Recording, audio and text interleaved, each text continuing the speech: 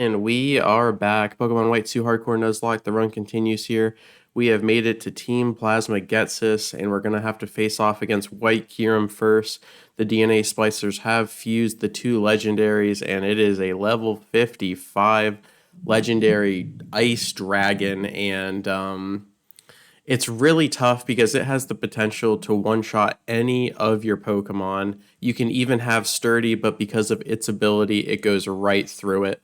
So we are going all in on the Gigalith. Once again, my first run through, we went with the Gigalith and we actually crit a Stone Edge while it was charging up its Ice Burn. So that was fantastic. The second playthrough, we went with Bisharp and we managed to two-shot it with Iron Head, but it had to tank the Ice Blast or the Ice Burn, and it barely did. So it's just really terrifying starting off this fight with that 1v1.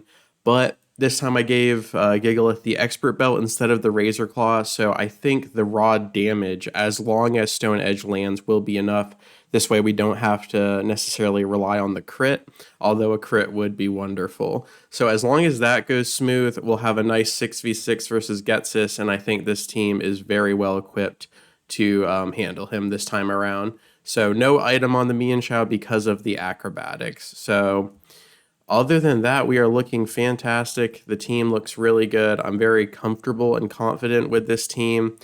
All we need right here is Gigalith to survive, to get this Stone Edge off and one-shot the Kyurem. If that goes well, I think we can get out of this Getsis fight without losing anybody. If we lose at least one here, then the Getsis fight's going to look really grim. So let's see if we can pull this off. So there's the Turbo Blaze. It's the same thing as Mold Breaker. It just completely ignores the opposing ability. So Sturdy is non-existent. So we really want Kyurem to charge up the Ice Burn and open the door for Stone Edge. If Stone Edge connects, it should kill. Now it goes for Dragon Breath, which is going to do massive damage. No paralysis, please. No paralysis. And Stone Edge misses. Are you kidding me? I have to go. I have to roll the dice again, hoping that was a low roll. Hoping that we can survive with no HP here, because I cannot swap into anybody. It's just because the special attack is so massive. It's like Starmie on steroids. Like, it's just a incredible, like, Reinculus, just a incredible special attack. We're gonna have to roll the dice, I think. Okay, it goes for Slash. Unless this crits, we should be fine. Okay, we are so good. Please, buddy. Second shot at the Stone Edge. This is tragic. This is absolutely tragic. I will die to a Dragon Breath now. If it goes for Slash, we'll be fine. But we have missed two Stone Edges. I'm going all in. Okay, no crit. That physical defense is beautiful. Okay, you've got to land the third one, buddy. Okay, and this has to kill. Oh my god, please kill, please be enough. Yes, was that a crit? Nope, that was the raw damage with the Expert Belt. Okay. Oh my gosh, just showing the difference between basically like Earthquake and Stone Edge. That 100% accuracy is everything. Gigalith, just, oh my gosh. Well, we made it out without losing anybody. That was incredibly close. But if Gigalith went down, Kyurem could have just had his way with the rest of my team, and then I would have to fight with whatever's left on Getsis. So that was incredibly important. Gigalith making it out there. Kyurem is just terrifying. So if it just went for two Dragon Breaths, we might have been able to live that second one, but it would have been really tough, really close. Anyways, here we go. Getsis 6v6. We have a little bit of a level advantage.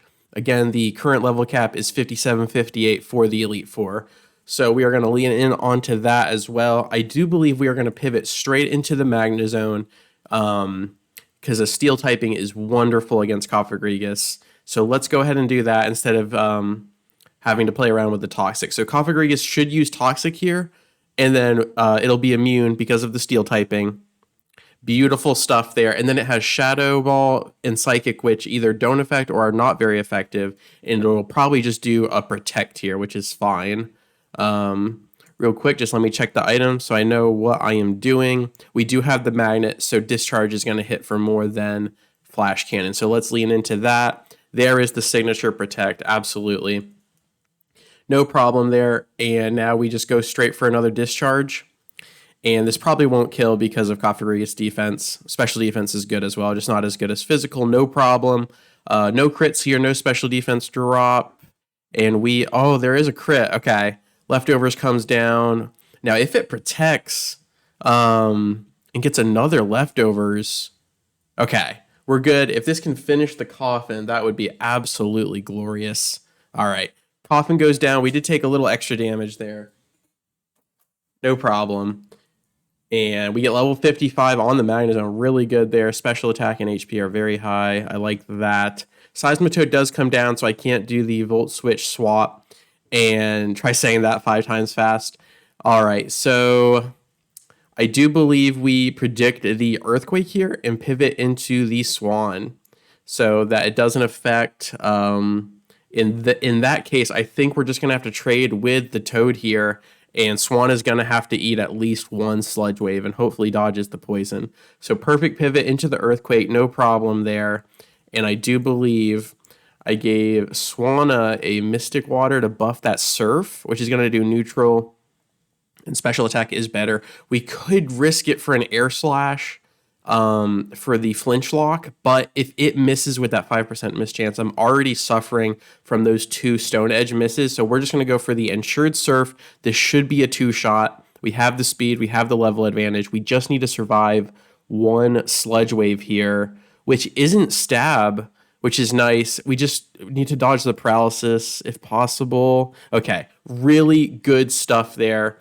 The poison is just detrimental. And we got him to half, so the Mystic Water paying off as well. So really good stuff. We've already cleared the first 2, and probably the Electros coming down here.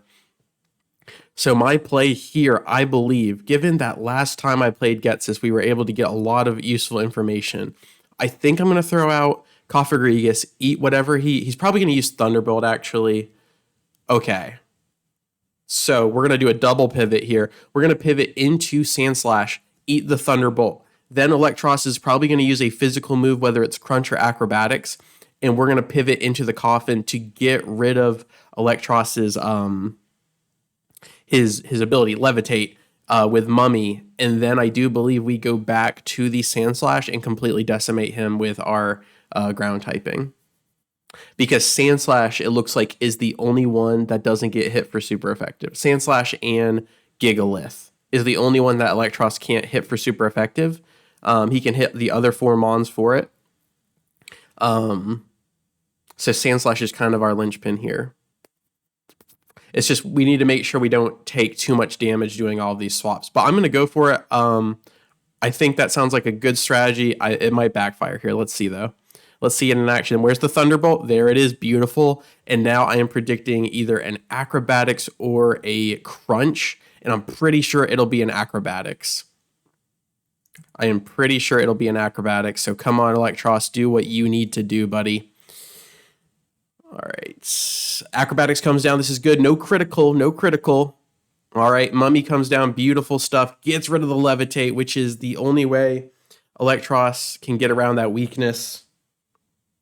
Okay. And now I'm fairly confident that it's going to go for a Thunderbolt, since Stab Thunderbolt is its highest damaging move, and the Mummy, the Kafirigas, I should say, is lower on the special defense side of things. So I'm going to get a little bit risky here and go back for the Sandslash, hopefully predicting a Thunderbolt. If not, Sandslash's physical defense is beautiful.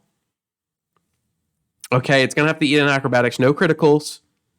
Ooh, that's some good damage, but we get a little bit of chip damage from the Rocky Helmet. I would love to Swords Dance, but I don't think it's in the cards. I think we have to go straight for the Earthquake. Acrobatics comes down. No criticals here. Come on down. That is some good damage, but we get enough damage with the Rocky Helmet to hopefully compensate for the lack of a one-shot here with Earthquake. This is going to be super effective. Massive damage. We do it. Maybe the Rocky Helmet pushed us over the edge there, but I will take that. However, Sandslash is hurting, and Drapion comes down. I do believe Drapion is faster. They're both kind of bulky physical bruisers here. And I'm looking at his move set, and it will most likely be an Earthquake, but most likely a Night Slash. Probably a Night Slash. And ooh, I'm pretty sure. Well, we're dead to crit. Rocky Helmet. Oh, we might roll the dice. We might go for it all here.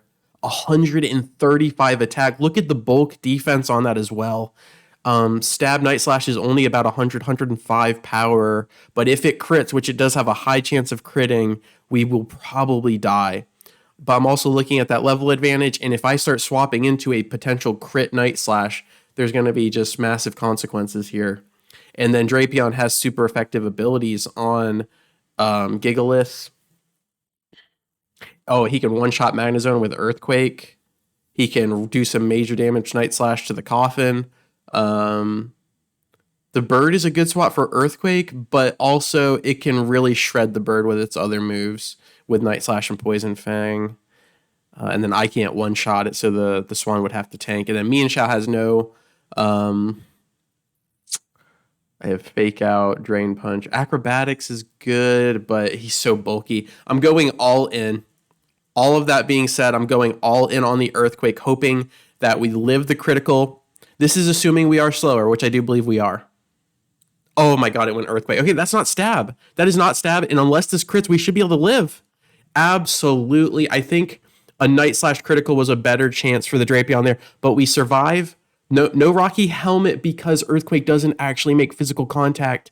And now I do believe we go for another Earthquake. I would love to do a Swords Dance, but Drapion's going to go first anyway. So I'm going to roll the dice and assume and hope that Getsis goes for a Full Restore or Hyper Potion, Max Potion.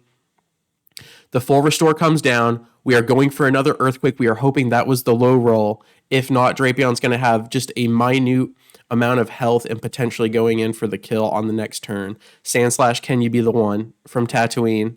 Oh my gosh, we get the one shot. Sandslash, you cute little hedgehog. Absolutely. All right, Hydreigon comes down. Insane Dragon here. The difference between this Hydreigon and the one that Iris, the champion, has is the champion's Hydreigon is special attack, to where this one is all physical, and I feel like that is just selling short how good Hydreigon is. I think the special attack is just so much better with him. Anyways, side tangent there. Because it is physical, you're able to wall it off a lot better with these bulky tanks here. Now, it looks like Magnezone is the play. I can just spam my Steel type, and he really can't hit me. Let's get the Hedgehog to safety. Let's try to dodge all critical hits here, and let's see if we can Flash Cannon this dragon down. Okay, we dodge it. Absolutely. The UFO sidesteps the Dragon Rush, and it also has Life Orb, which is going to do more damage, but it also hurts the Hydreigon. So we're going to go all in on the Flash Cannons here. Could have potentially used a Thunder Wave, but the clock is ticking. Dragon Rush, good damage there. We are potentially in crit range. The Life Orb ticking away. We just needed to get this into a two-shot and hopefully not die to a Dragon Rush critical. Oh, we get the special defense that basically ensures that this will kill. We just need Magnezone to live.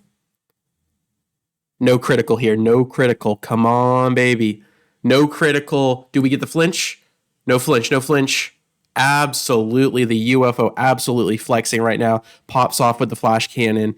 And what does that leave? One or two Pokemon, I believe? Really good stuff. The team is absolutely bonding right now, covering each other's weaknesses and just going ham. Toxicroak comes down. Is that not the last Pokemon? I do believe it is. And okay, we're going to have to swap out to safety. It's probably going to go for a Brick Break. I would imagine so. Poison Jab doesn't affect. Sucker Punch does bad damage, but he might go for it because of the cheese play with the speed, the priority there. So we are just going to, I think, swap into Mienshao to get the cleanup here. He cannot hit Mienshao for super effective. Mienshao's going to be faster, and with a Fake Out Acrobatics combo, we just need to live whatever Toxicroak does here and potentially stay out of that Sucker Punch range. but Sucker Punch is not very effective. So Brick Break comes down. No critical here. It's going to do good damage, but no critical.